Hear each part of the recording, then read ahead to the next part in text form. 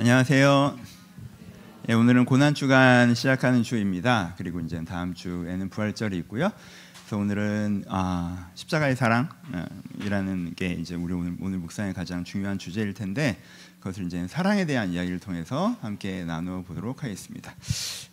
그 단어가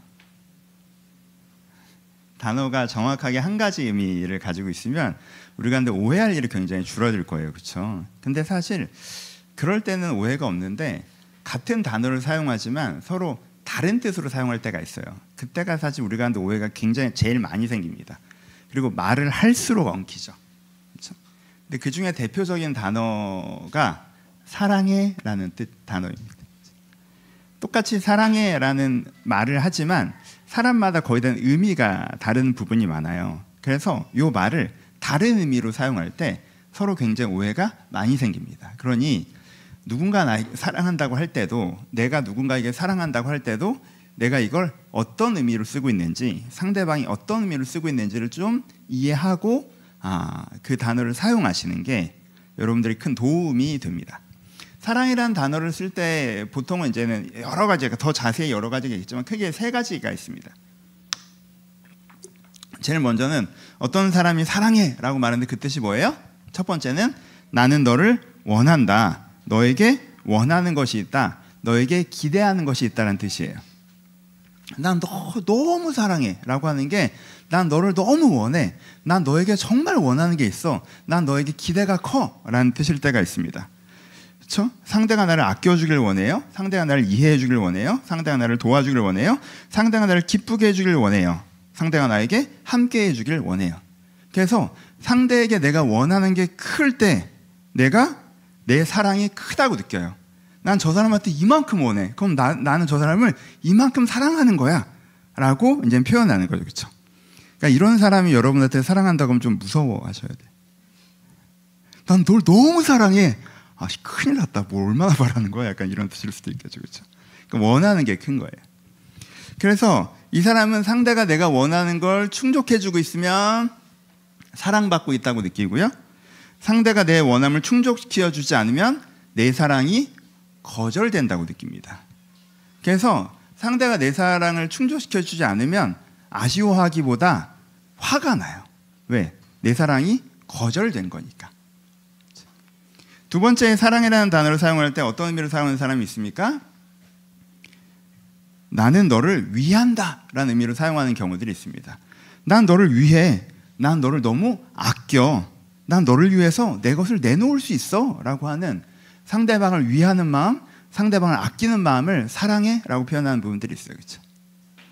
그러니까 이 사람이 사랑해 라고 이야기하는 것은, 나는 너에게, 너는 나에게 되게 소중하기 때문에 난 너에게 뭘 해줘도 아깝지가 않아, 이런 뜻입니다. 그래서 내가 너에게 시간을 쓸 수 있고, 마음을 쓸 수 있고, 돈을 쓸 수 있고, 내가 기꺼이 너에게 내 것을 내어줄 수 있어 라는 것이 사랑해라는 뜻입니다, 그렇죠? 그래서 이 사람은 언제 자기 사랑이 크다고 느껴요? 난 이 사람에게는 이만큼도 해줄 수가 있구나 라고 할 때, 내가 이 사람을 정말 사랑하는구나 라고 느껴요.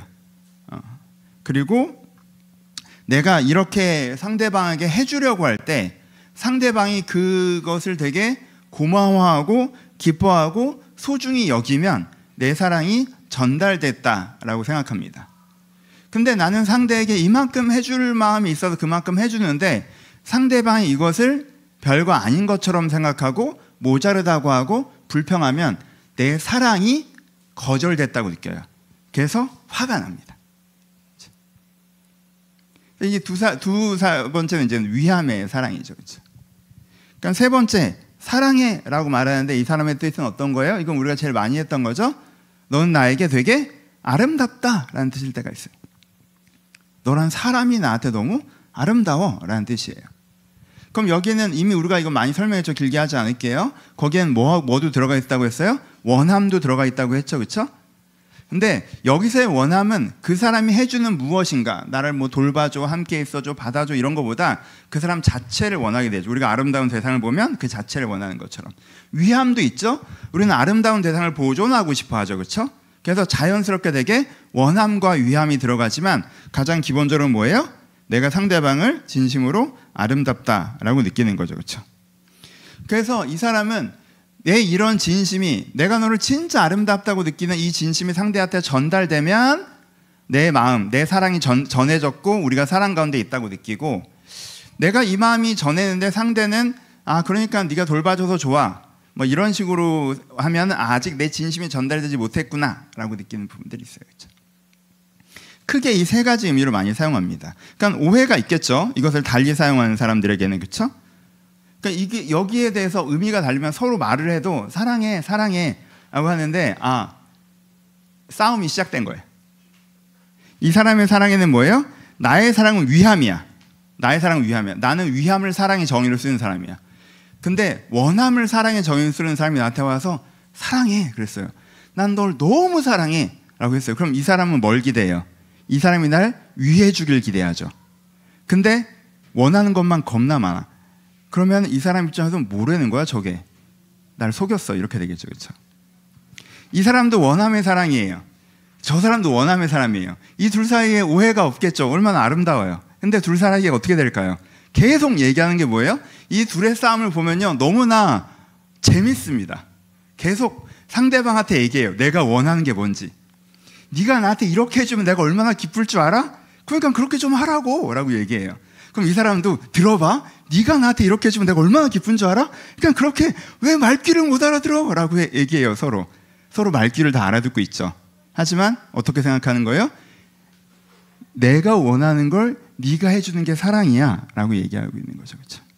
그렇기 때문에 대화가 안 되는 거예요. 제일 좋은 건 뭐겠어요? 나의 사랑은 원함이고 상대방의 사랑이 원함은 위함일 때, 그래도 이게 처음에 오프닝이 괜찮겠죠. 나는 원함의 사랑을 해. 근데 위함의 사랑을 하는 애가 나타났어. 그래서 나는 받기를 원하는데 걘 주기를 원해. 와, 이게 환상의 연결이죠. 그렇죠? 초반에 이 분위기가 되게 좋습니다. 근데요, 원함의 사랑이 하는 사람은요, 어느 점에서 분명히 모자라다고 얘기합니다. 더 많이 원하는 게 더 사랑하는 거잖아요. 그러니까는 야, 모자라 더 해줘 라고 해요. 근데 이 사람은 그 말을 되게 가볍게 하는 거예요. 하지만 위하는 사람의 사랑을 하는 사람에게 모자라 더 해줘는 이 사람의 사랑을 거절하는 것처럼 느껴져요. 그래서 그때부터 관계가 무너져 내립니다. 그러니까 이 단어에 오해들이 있다는 거예요. 그래서 그 자체의 한계도 있습니다. 사실 그렇잖아요. 이게 원함의 사랑의 언어가 제일 재밌는 경우인데, 원함의 사랑에서는요, 내가 더 많이 원하는 게 더 많이 사랑한다고 느끼잖아요. 그렇죠? 난 이 사람한테 이만큼 원해. 난 이만큼 사랑하는 거야. 그러니까 상대방한테 어떻게 얘기하는 거예요? 야, 내가 너를 이만큼 원해, 이만큼 사랑해라는 게, 난 원하는 게 이만큼 있어. 그걸 고마워하고 열심히 해라고 얘기하게 되죠. 그렇죠? 이게 언뜻 들으면 되게 이상한 말이죠. 그렇죠? 근데 그 사람은 그게 이상하다고 못 느껴요. 내가 너를 이만큼 사랑하잖아. 그러니까 언어를 바꿔보면 내가 너한테 이만큼 원하는 걸 고마워하면서 열심히 충족시켜. 내가 너한테 원하는 게 많은 게 고맙지 않아? 라고 얘기하는 거죠. 사실 겁나 이상한 얘기죠. 근데 그 말을 어떻게 해요? 나는 너를 이렇게 사랑하는데 너는 그렇지 않은 것 같아 라고 되게 자기 연민을 갖고 얘기해요. 그럼 듣는 사람은 환장하는 거지. 또 위함의 사랑이 아름다움을 갖추지 못할 때 갖는 위험성이라는 게 있어요. 내가 이 사람을 위해요. 되게 위해요. 그래서 이 사람이 나한테 어떻게 할지라도 난 이 사람한테 베풀어요. 이 사람을 아껴요. 내 걸 포기해요. 내 걸 헌신해요. 근데 내 안에 이 사람의 삶을 아름답게 본 게 아니기 때문에 뭐가 들어가요? 평가가 들어가요. 너는 왜 그 모양이냐? 해주면서도 이게 너는 왜 그 모양이냐? 그럼 정신을 차려. 이렇게 해야 돼요. 그러니까 이 사람은 자기가 정말 큰 사랑을 베풀고 있는 거예요. 왜? 문제가 많음에도 불구하고 내 헌신이 포기되지 않고 있으니까. 하지만 받는 사람 입장에선 나한테 이렇게까지 헌신한 사람 눈에 내가 한심한 사람이라는 게 굉장히 큰 자존감의 타격으로 가죠. 여러분, 욕하면서 해주는 건 사람을 비루하게 만들어요. 그건 안 해주는 것만 못할 수도 있어요, 때로는. 그래서 이런 맹점이라는 게 있죠. 위함의 사랑의 맹점이 있어요. 원함의 사랑의 맹점. 그래서 계속 얘기했던 거죠. 우리는 어떻게 해야 된다? 아름다움의 사랑에 이르러야 된다라는 얘기를 하죠. 그냥 재밌게 얘기하는 거. 그냥 뭐 이거 일반적으로 많이 얘기하는 거. 여러분, 배우자에게는 원함의 사랑을 해서 넌 왜 내가 원하는 만큼 안 해줘? 라고 얘를 쪼고, 자녀에게는 위함의 사랑을 해서 넌 내가 이렇게 해주는데 뭐가 부족하니? 라고 하잖아요. 그럼 이게 교회 용어는 아닌데 지팔자 지가 꼬는 거예요, 이게. 이거는 자기 인생을 자기가 꼬는 거야. 이렇게 하시면 안 돼요. 이거는 치트키예요. 이건 무조건 꼬여요, 나중에. 근데 본인은 그걸 못 느낍니다. 자기는 사랑하고 있다고 느껴요. 내 사랑, 난 이렇게까지 사랑하는데 그들이 내 사랑을 거절하고 있다라고 느껴요. 여러분, 그 감각에 속지 마세요. 그 감각에 속지 마세요. 그건 나는 사랑을 베푸는데 상대방이 내 사랑을 몰라주는 상황이 있는 게 아니라 내 인생을 내가 꾸고 있는 거예요. 그렇게 하는 게 아니에요. 그 언어를 잘 이해하셔야 돼요. 언어를 잘 이해하셔야 돼요. 여러분, 오해하지 마세요. 여기 일단 마무리합시다. 여러분, 셋 다 좋은 거예요. 셋 다 좋은 겁니다. 여러분, 좋아하니까 받고 싶은 거예요. 사람이 누가 준다고 해도 쉽게 받습니까? 그렇죠? 누가 마음을 받고 싶어. 난 네가 함께 해줬으면 좋겠어. 네가 날 이해해줬으면 좋겠어. 그 사람이 좋으니까 이걸 받고 싶은 거예요. 좋아하는 마음이에요. 그렇죠? 내가 누군가를 위한다? 이것도 좋아하는 마음이 깔려있는 거죠. 아름답다는 그거 자체로 이미 좋아하는 마음이고. 그러니까 이거 자체는 사실 다 되게 좋아하는 마음이 있단 말이에요. 그러니까 이거 자체는 다 나쁜 게 아니에요. 누가 나한테 원함의 사랑을 한다? 그게 나쁜 게 아니에요. 여러분들 빨대가 꽂히지만 않고 여러분들 스스로 어떻게 여러분들 스스로 주도권을 가져가실 수만 있으면, 여러분들은 뒷정성을 보지만 전 정면을 보기 때문에 집중하기 되게 어려워요. 얼마나 귀여운데 저기서부터 걸어 나오는데 나 얘를 안 쳐다보려고 얼마나 노력했는데 내가 엄청 귀여워. 하여튼 그렇죠? 여러분들이 여러분들이 주도권만 가져갈 수 있으면 누가 나를 원한다는 거 굉장히 행복한 일이고, 내가 해줄 수만 있다면 누구를 위한다는 것도 얼마나 기쁜 일입니까? 그렇죠?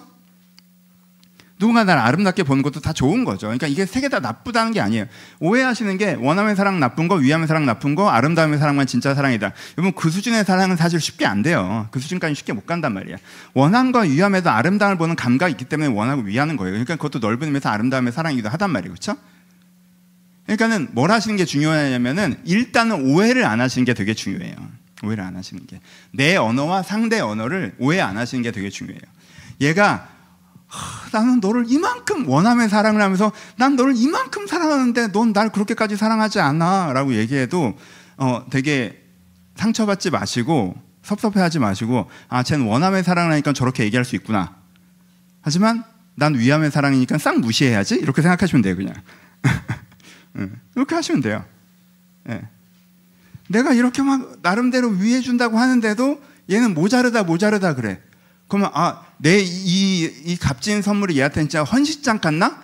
내 이 귀한 마음이 이렇게 쓰레기 취급을 당한 것 같아. 이렇게 생각하지 마시고, 그래, 얘는 그렇지 라고 생각하실 수 있어요. 패턴이 다르다는 거예요. 그걸 이해하시고 가면 우리 사이에 진심은 있지만 액센트 차이가 있다는 걸 인지하실 수가 있고, 그걸로 풀어가실 수는 있어요. 그렇죠? 일단은 그래요. 하지만 이제는 신앙적으로 가면 더 좋은 건 뭐다?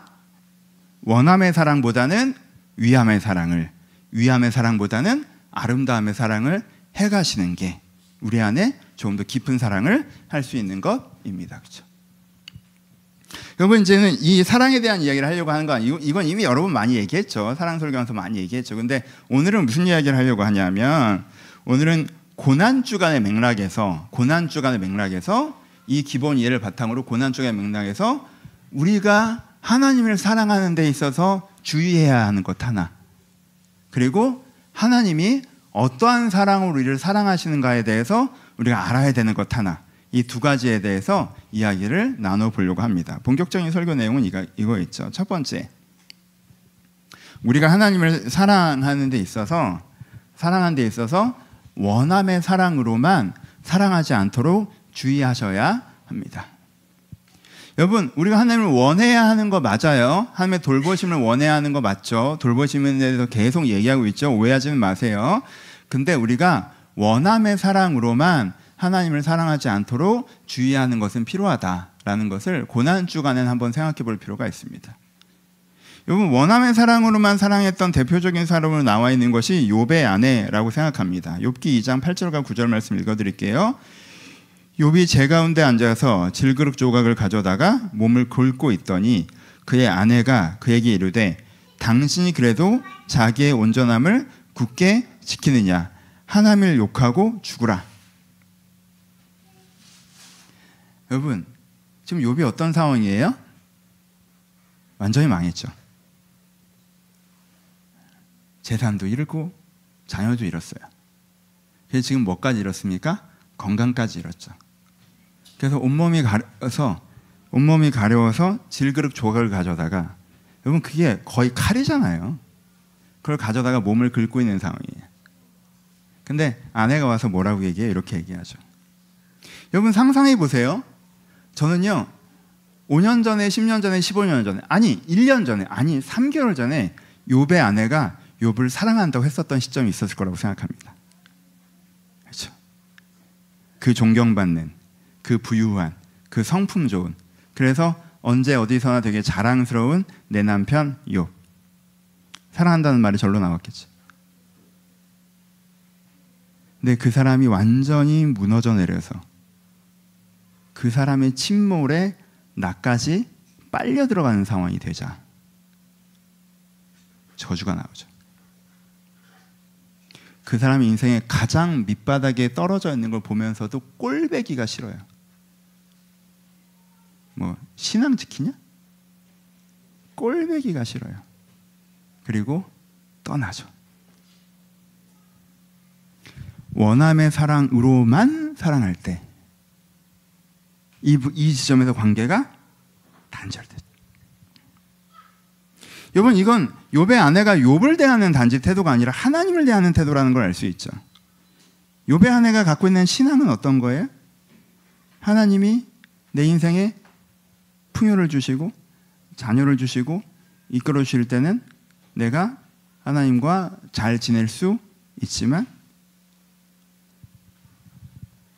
하나님이 내 인생에 피해를 주면 나에게 무슨 권리가 생기는 거예요? 하나님을 저주할 권리가 생기는 거죠.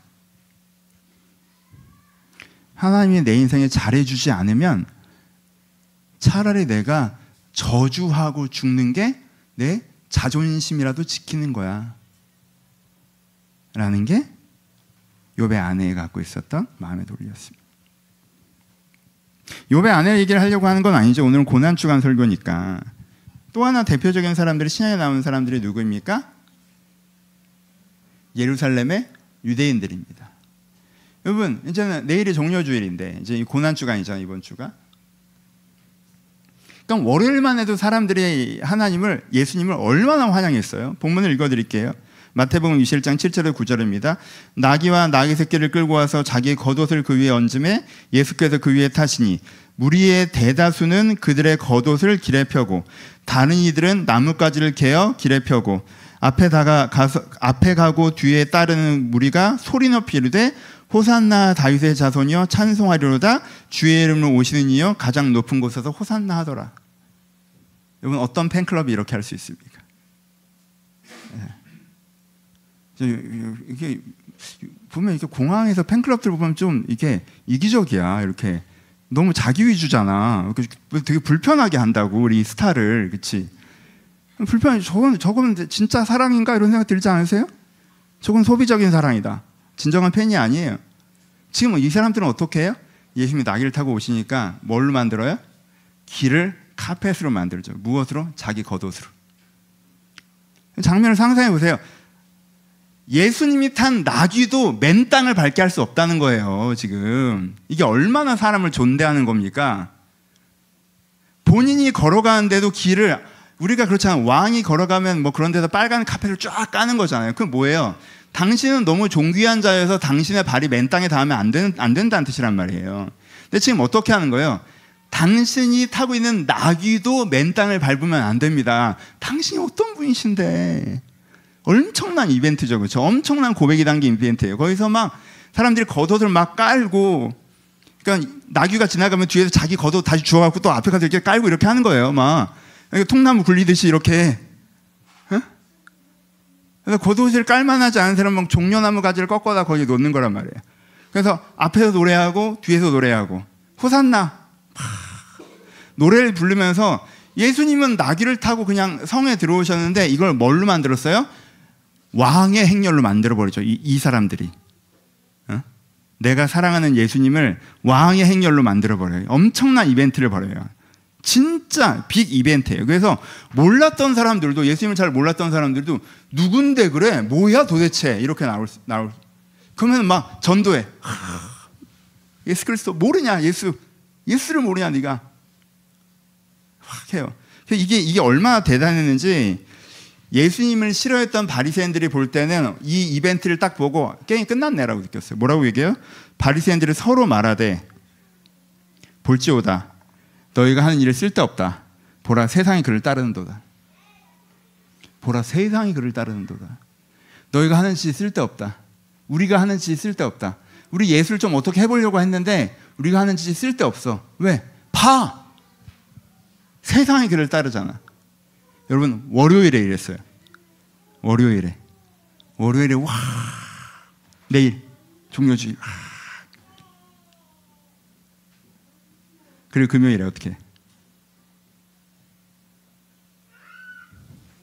빌라도가 대제사장들과 관리들과 백성들을 불러 모으고 이르되 너희가 이 사람이 백성을 미혹한 자라 하여 내게 끌고 왔도다. 보라 내가 너희 앞에 신문하였을 때 너희가 고발한 일에 대하여 이 사람의 죄를 찾지 못하였고 헤롯이 또한 그렇게 하여 그에게 도로 보내었도다. 보라 그가 행한 일에는 죽을 일이 없느니라. 그러므로 때려 놓겠노라. 여러분 보세요. 헤롯도 이 사람한테 죽을 죄는 못 찾았다고 얘기하고 빌라도도 자기는 죽을 죄를 못 찾았다고 얘기했어요. 바리새인들이 잡아서 죽이라고 얘기했는데 나도 이 사람에게 문제점을 못 찾았고, 도대체 무슨 사람을 죽인 것도 아니고 이게 왜 사형이어야 되는 거야? 도대체 이해가 안 돼. 나는 이건 난 모르겠는데 빌라도가 그러는 거잖아요. 내가 그래서 헤롯한테도 보내봤어. 또 헤롯도 그냥 웃기는 일이지 그걸 왜 죽여? 라고 하고 나한테 돌려보냈단 말이에요. 그러니까 내가 때려서 놓을게 라고 얘기했어요. 그렇죠? 때려서 놓겠노라. 무리가 일제히 소리 질러 이르되. 여러분 소리 지르는 사람들이 대제사장입니까? 바리새인들이에요? 아니죠. 무리예요. 그렇죠? 무리가 일제히 소리를 지르되 이 사람을 없이 하시고 바나바를 우리에게 놓아주소서 하니 이 바나바는 성중에서 일어난 밀란과 살인을 말미암아 옥에 갇힌 자더라. 빌라도는 예수를 놓고자 하여 다시 그들에게 말하되 그들은 소리를 질러 이르되 그를 십자가에 못 박혀서 십자가에 못 박혀 하소서 하는지라. 빌라도가 세 번째 말하되 이 사람이 무슨 악한 일을 하였느냐? 나는 그래서 죽일 죄를 찾지 못하느니라. 때려 놓으리라 하니 그들이 큰 소리로 재촉하여 십자가에 못 박기를 구하니 그들의 뭐가 이기니라? 소리가 이긴지라. 여러분 이 무리가, 이 대중이 뭘로 밀어붙였어요? 뭘로? 소리로 논리를 밀어붙였어요. 빌라도는 세 번이나 얘기해요. 야, 죽일 죄가 없어. 죽일 죄가 없어. 죽일 죄. 몰라. 오케이. 다른 부분에 뭐라고 표현합니까? 오히려 밀란이 나려 하는 것을 보고. 밀란이 나려고 하는 그 막 무리의 소리 지르는 게, 얘네들 예수를 안 죽이면 막 나 죽이겠다고 달려들겠네 라는 거잖아요. 여러분 여기에 있는 무리들의 아주 많은 숫자는 며칠 전에 거듭났던 사람들이죠. 일주일 만에 무슨 일이 있었습니까? 겉옷을 왜 났어요? 원함의 사랑으로 났죠. 예수님이 빌라도를 쫓아내 줄 거야. 원함의 사랑으로 놓은 거예요. 로마에서 우리를 해방시켜 줄 거야. 와, 너무 신난다. 야, 우리가 원하는 거, 우리 모두가 원하는 거, 우리 모두의 소원이 뭐야? 독립이잖아, 독립. 그 소원을 이루어질 메시아래. 원함의 사랑으로 놨어. 근데 지금 뭘 봐요? 그 빌라도가 예수를 붙잡아 놓고 살려줄까 말까를 우리한테 물어봐. 이 장면이 이들 가운데 얼마나 큰 배신감이었을지 아시겠어요? 야, 네가 빌라도를 잡아서 우리한테 야, 내가 빌라도 잡았어, 살려줄까 말까? 라고 물어봐야 되는 상황인데, 우리가 월요일 날 꿈꿨던 건 그건데, 네가 빌라도한테 붙잡혀가지고 빌라도가 널 살려줄까 말까 이러고 있어? 그 장면이 뭘 명확하게 증거해요? 아, 쟤는 로마로부터 우리를 구할 수 있는 애가 아니었구나, 이런 거 명확하게 보여주죠. 그렇죠? 그러면 뭐가 와요? 배신감이 오죠. 저 자식 앞에 겉옷을 던졌던 내가 수치스럽죠. 그 배신감과 수치심과 그게 뭘로 가요? 분노로 가죠. 그 분노가 폭발하니까 뭘로 가는 거예요? 죽여버리라고 가는 거죠. 그렇죠? 여러분, 사람이 가장 큰 분노를 느낄 때 중에 하나가 뭐냐면은 높은 기대를 가졌다가 실망했을 때예요. 여러분 보시면요, 부부싸움 할 때 보면 사실 남편과 아내가 엄청난 잘못을 한 게 아니야. 얘를 막 칼을 들고 찌른 것도 아니야. 근데 막 너무 큰 분노를 느껴. 왜? 이게 무너졌거든. 이게 엄청난 분노를 느껴. 이게 무너졌거든. 이게 무너진 거야. 이 사람들이 엄청난 분노를 느끼는 거죠. 죽여버려.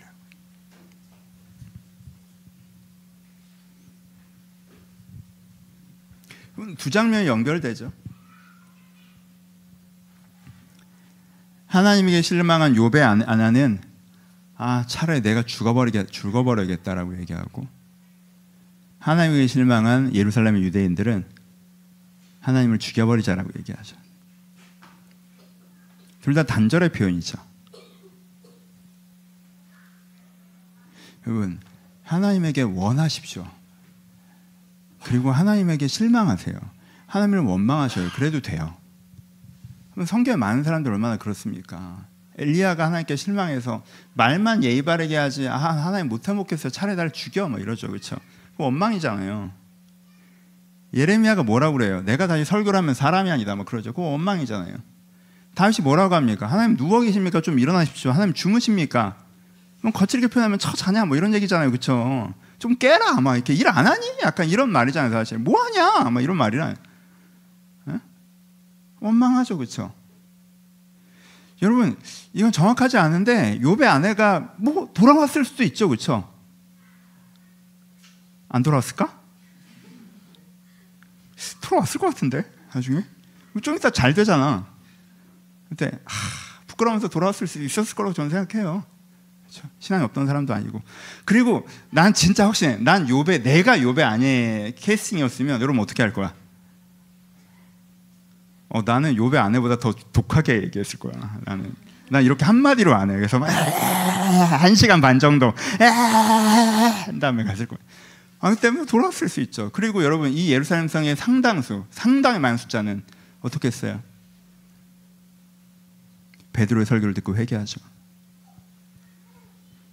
다 같은 사람들이에요.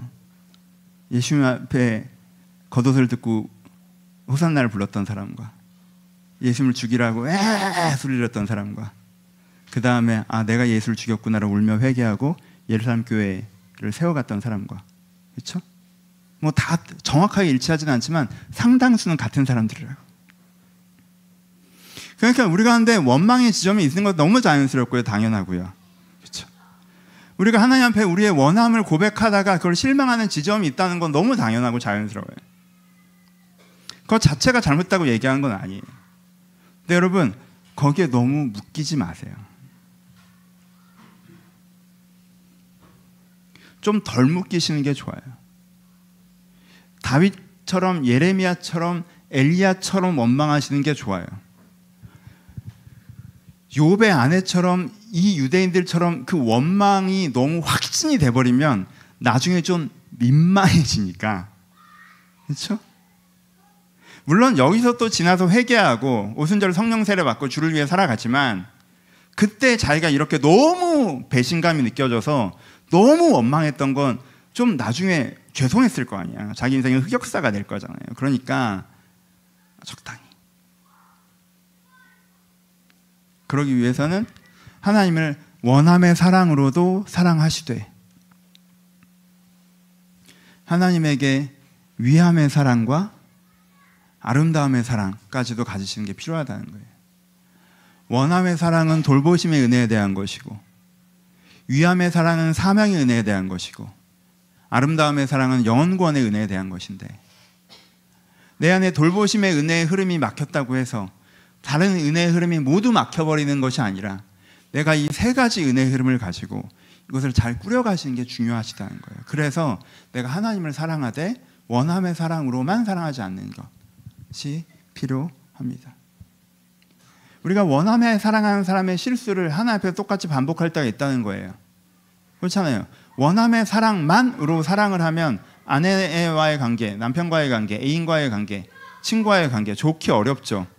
원함의 사랑으로만 사랑하다 보면 이 사람이 해줬던 8가지, 9가지, 10가지는 다 잊어버리고 하나 안 해주면 그거 갖고 뒤집어지거든 사실.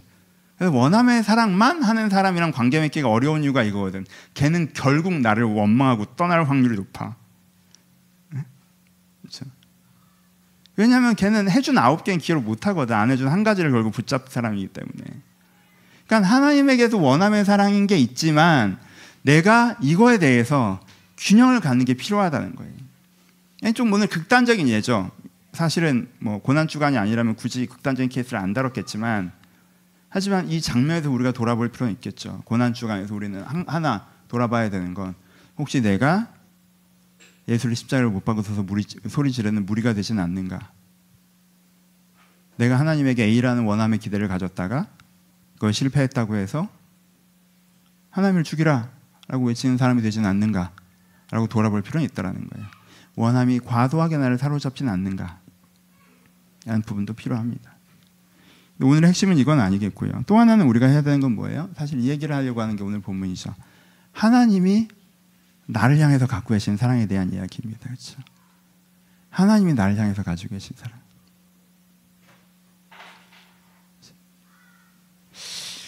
오늘 본문 다시 한번 읽어드릴게요. 소망이 우리를 부끄럽게 하지 아니함은 우리에게 주신 성령으로 말미암아 하나님의 사랑이 우리 마음에 부음받음이니. 하나님의 사랑이 우리 마음에 부음받는다고 얘기해요. 그렇죠? 우리가 아직 연약할 때 기약대로 그리스도께서 경건치 않은 자를 위해 죽으셨도다. 의인을 위하여 죽는 자가 쉽지 않고 선인을 위하여 용감한 자가 혹 있거니와 우리가 아직 죄인 되었을 때 그리스도께서 우리를 위하여 죽으심으로 하나님께서 우리에 대한 자기의 사랑을 확증하셨느니라 라고 이야기합니다. 여러분 여기서 확증하신 사랑은 어떤 사랑일까요? 원함의 사랑일까요? 위함의 사랑일까요? 아름다움의 사랑일까요?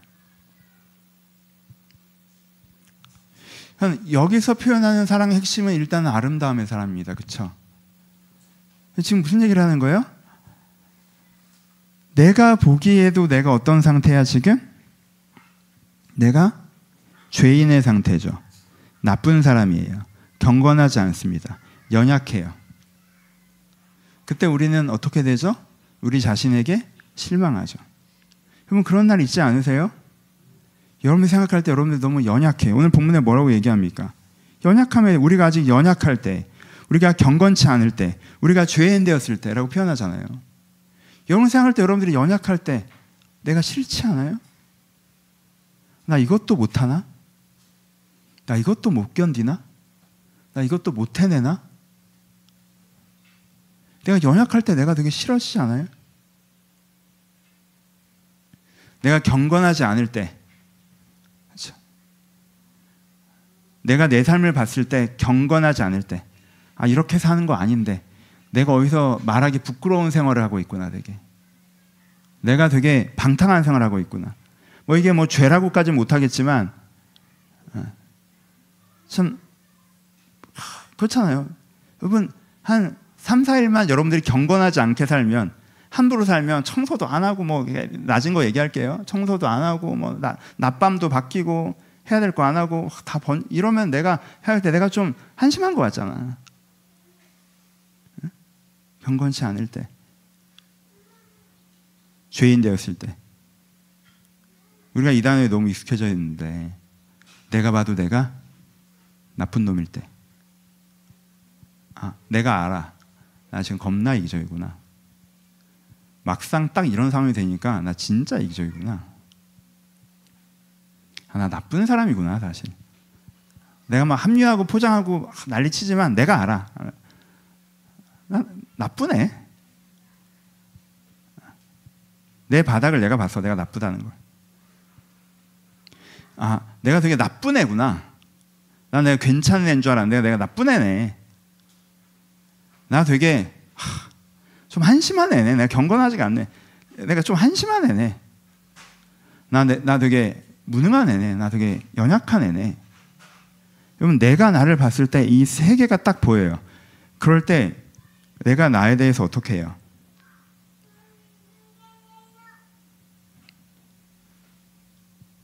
실망하죠. 그때 내가 나에 대해서 실망해요. 여러분, 사람은요, 나조차도 내가 그럴 때 내가 나에게 고개를 돌립니다. 내가 나에게 고개를 돌려요. 내가 나니까 어쩔 수 없이 내가 원하는 걸 해주기도 하고, 나니까 어쩔 수 없이 나를 위해서 뭔가를 하기도 하지만, 나라는 사람에 대해서는 고개를 돌려요. 내가 나에 대해서 생각하기가 싫어져. 왜? 내가 너무 별로잖아. 사람은요, 그때 내가 너무 별로여서 나를 외면해요. 그때 뭐가 없어져요? 나에 대한 사랑이 식습니다. 근데 지금 본문이 무슨 얘기를 하는 거예요? 내가 나한테 실망했을 때, 내가 정말 무능한 사람이구나. 난 내가 좀 유능한 놈인 줄 알았는데 내가 정말 무능한 사람이구나. 나의 연약함을 보고 내가 한심한 애구나. 내가 진짜 경건치가 않구나. 내가 기본적인 생활도 안 되는 애구나. 나 진짜 내가 이러고 사는구나. 내 사는 꼴이 이렇구나 라고 내 한심함을 보고 나 진짜 나쁜 애구나 라고 내 죄인됨을 딱 봤을 때, 나는 내 자신한테 되게 실망에 있어서 내가 나를 쳐다보기도 싫어하는 그 순간 하나님은 나한테 뭐라고 하신다? 난 널 너무 사랑해. 왜 그렇게 생각해? 넌 지금 너무 이미 아름다운데. 그거는 네 안에 쌓인 먼지고, 그건 진짜 네 모습이 아니고, 너라는 사람은 여전히 되게 아름다운 사람이야 라고 나를 향한 그 사랑의 시선이 전혀 포기되지 않는다라는 거예요. 그러면서 무슨 얘기를 하신다는 거예요? 내가 네 안에 그 연약한 모습, 죄인된 모습, 경건치 않은 모습을 싹 지우고 원래 괜찮은 네 모습을 회복할 수 있도록 뭐든지 할게. 하나님은 아름다움의 사랑을 가지고 계셔서 내가 회복되기를 자신이 원하시기 때문에 나를 위하여 뭐든지 하시죠. 그게 뭐라고 표현하는 거예요? 그게 십자가라고 표현하는 거죠. 그렇죠? 그래서 오늘 본문에서 바울이 뭐라고 얘기하는 거예요? 이 십자가 사건이 담겨있는 의미는 우리가 연약하고 죄인되고 경건치 않을 때조차 하나님은 여전히 나를 사랑하신다는 것을 확증하는 것이다 라고 표현하는 거죠. 소망이 우리가 부끄럽지 않은 것은 우리에게 주신 성령을 말미암아 하나님의 사랑이 우리 마음에 부음받음이니, 우리가 아직 죄인 되었을 때 그리스도께서 우리를 위하여 죽으심으로 하나님께서 우리에 대한 자기의 사랑을 확증하셨느니라. 그러니까는 확증이라는 단어와 부음받은 단어를 연결하죠. 하나님께서 진짜 십자가라는 게 하나님의 사랑이구나 라는 게 내가 이해되어졌고, 단지 이해된 게 아니라 지금 내가 그 사랑을 지금 내가 경험하고 있는 거죠. 마음의 부음받음이라는 거잖아요. 그렇죠? 이게 하나님이 우리를 향해서 갖고 계신 사랑이라고 로마서는 우리 가운데 말씀해 주고 계십니다. 여러분, 저는 예전에 하나님의 사랑에 대해서 오해했던 시절이 있었습니다. 하나님이 원함의 사랑으로 저를 사랑한다고 생각했던 시기가 있었어요. 하나님은 어떤 분이세요? 하나님은 잘해야 잘하는 분이세요. 저에게 그랬어요. 하나님은 내 안에 함께 하시다가 내가 죄를 지으시면 성령이 떠나가죠. 나 고등학교 때 그렇게 배웠어. 내가 열심히 회개해서 성령이 임해. 근데 내가 기도원에서 내려와서 3일 동안은 은혜롭게 살다가 4일째 죄를 지면 성령이 떠나. 겁나 까다로워. 떠나. 하나라도 마음에 안 들면 떠나. 안 떠나게 하려면 잘해야 돼. 그걸 제가 오해한 거죠. 그 뜻으로 말씀하신 건 아니었겠지만 어린 저는 오해했어요. 이게 원함의 사랑이구나.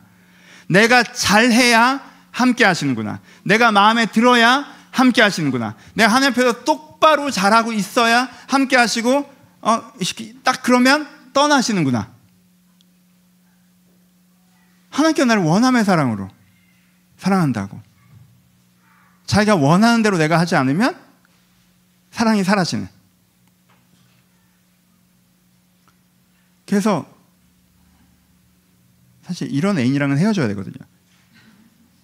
자, 긴장돼서 어떻게 이 관계를 끌고 가? 하나님의 관계 텐션이 있죠, 항상. 그러니까 어떻게 하게 돼? 하나님 앞에서 항상 가리게 되죠. 가리게 되죠. 날 포장하고 싶고.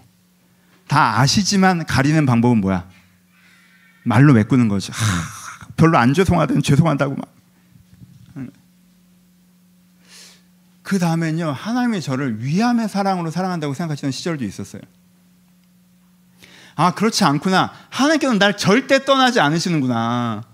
하나님께서는 나를 아끼시는구나. 하나님께서는 내가 무슨 짓을 해도, 내가 바닥 끝에 거해도 거기 함께 하시는구나. 그래서 날 돌보시는구나. 날 아끼시는구나. 근데 위함의 사랑으로 느껴졌어요, 그때. 그 초반에. 어떻게 느껴졌냐면 하나님께서 벌레 같은 나를 사랑하시는구나. 하나님 눈엔 내가 벌레인데 그런 거 있잖아, 진짜. 그런 사랑. 그 사랑이 나한테 고통인. 아, 이 새끼 너무 별론데 내가 얘를 사랑해. 아, 미쳐버리겠어. 내가 웬만하면 손절치고 싶은데 내 안에 사랑이 있어. 그래서 막 어쩔 수가 없어. 그래, 처먹으라 하면서 막 진짜 넌 왜 그러냐 도대체. 근데 널 사랑하는 것이 나에게 고통이다, 막 이런 느낌. 그래서 하나님께서 나를 위함이 아니라는 건 알겠어. 떠나지 않은 걸 알겠는데 하나님의 돌보심을 받을 때마다 좀 혼나는 기분이야. 하나님 앞에서 난 벌레구나. 벌레반도 못한 나를. 벌레보다 못하대. 아이씨, 벌레보단 괜찮은 거 아닌가 내가? 벌레봐도 못한 나를 막 이러면 또 그냥 막.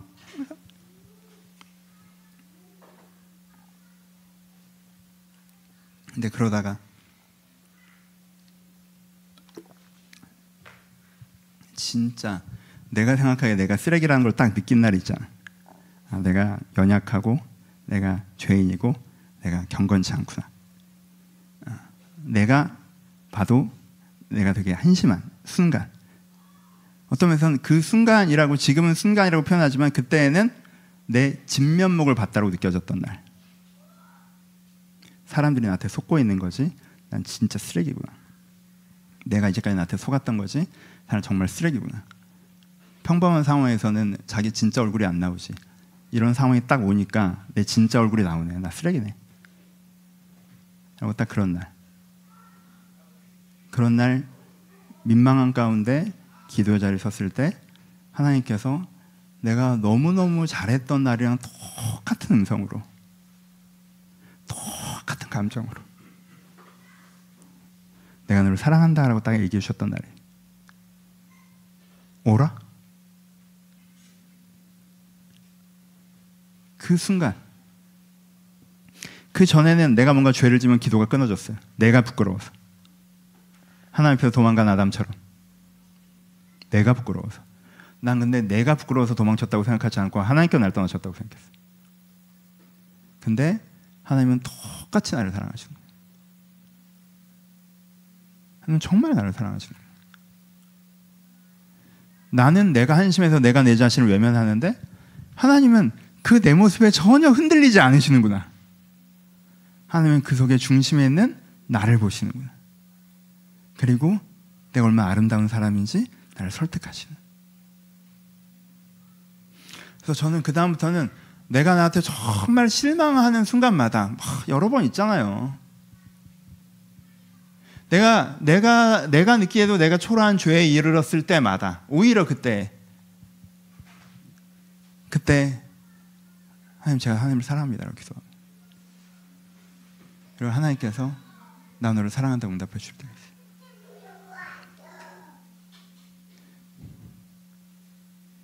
하나님의 사랑이 우리 마음에 부음받음이,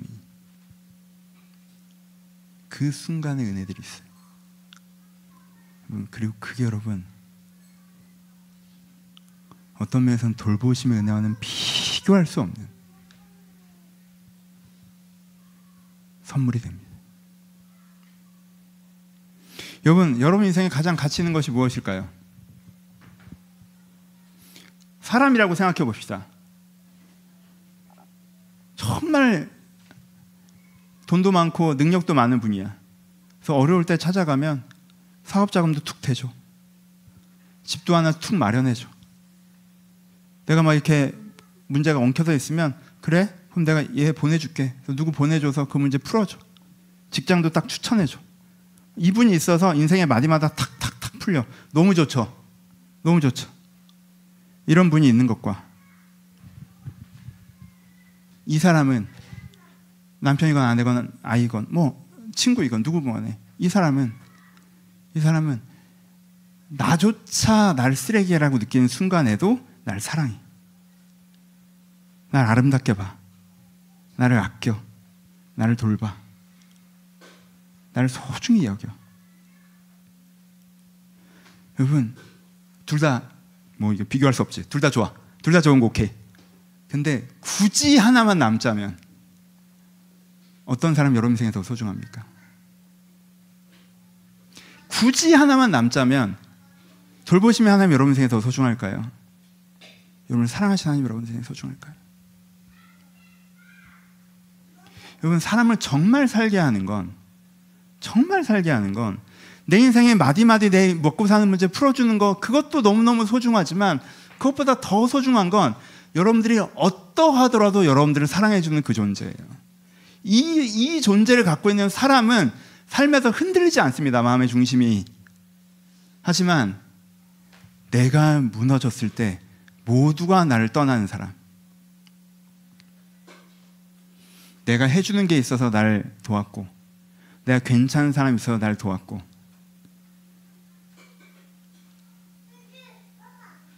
근데 내가 무너졌을 때 모두가 나를 떠나는 사람, 이 한 사람을 갖지 못한 사람이 더 어려운 거예요. 사람으로 비유했지만 여러분, 사람은 이거 못 해줍니다. 하나님이 이걸 해주시지. 여러분, 돌보심의 하나님도 필요하지만 정말 이 사랑의 하나님이 필요합니다. 이 사랑의 하나님, 그것이 여러분들의 인생에 제일 큰 선물이 된다는 것입니다. 여러분 어때요? 나는 내가 실패하면 여러분들의 70%는 십자가에 못 박으라고 할 거라고 확신해요. 왜? 얼마나 실망스럽겠어. 신뢰했던 목사가 나쁜 짓을 했다고 생각해봐. 가장 극렬한 안티가 될걸? 남은 30% 중에 28%는 떠날 거라고 확신하고, 아이씨 이상한 새끼랑 엮였다, 내가 완전히 큰 실수를 하고 내가 완전히 무너져도 그리고 나를 신뢰해 줄 사람 한 둘 봅니다. 둘, 많이 봐서 둘, 많이 봐서 둘. 한 명 이한이. 아닌가? 제가 극렬한, 야 아빠가 어떻게 그럴 수 있어, 제일 심한 거 아니야? 야 그래도 넌 날 믿어줘야 된다겠지. 사람에게서 어떻게 그걸 기대할 수 있습니까? 인간이 얼마나 미약한 존재인데. 그렇죠? 사람은요, 그래도 내가 사람 노릇하고 사니까 날 아끼는 부분이 있을 수밖에 없어요. 왜냐하면 내가 나를 봐도 내가 한심한 꼴을 하고 있으면 쳐다보기가 어려운데 남을 어떻게, 그게 쉽지 않죠. 진짜 부부 사이나 가능한 일, 부모 자식 사이나 가능한 일, 정말 영적인 연대감 있어야 가능한 일. 근데 하나님이 그걸 해주세요, 여러분. 그건 하나님께 받으셔야 되는 거예요, 그걸 사람에게 찾지 마세요. 하나님께서 여러분들이 어떠한 여러분들을 사랑하신다는 거예요. 여러분 그걸 경험하면요, 그게 하나님께 받을 수 있는 제일 큰 선물이라는 걸 잊지 마셔야 돼요. 좀 말이 길어, 그냥 기게 여러분,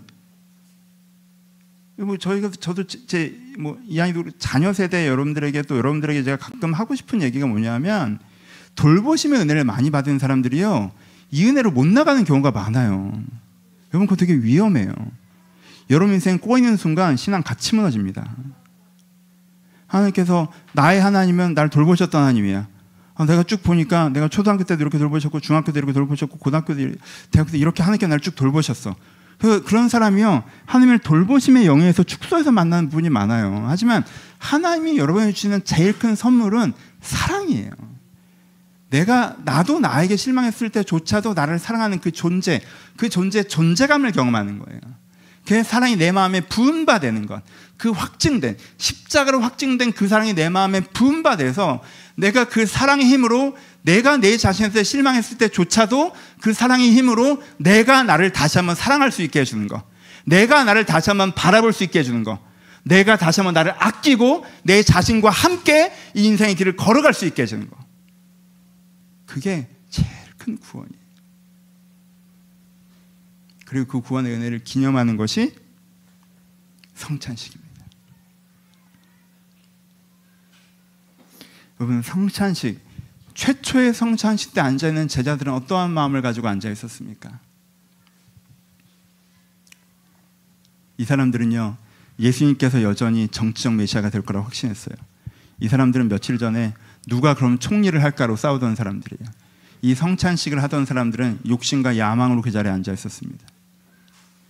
이 사람들은 어떻게 될 사람들이었어요? 이 성찬식이 끝나고 조금 있다가 예수님을 3번 저주하고 도망갈 사람들이었어요.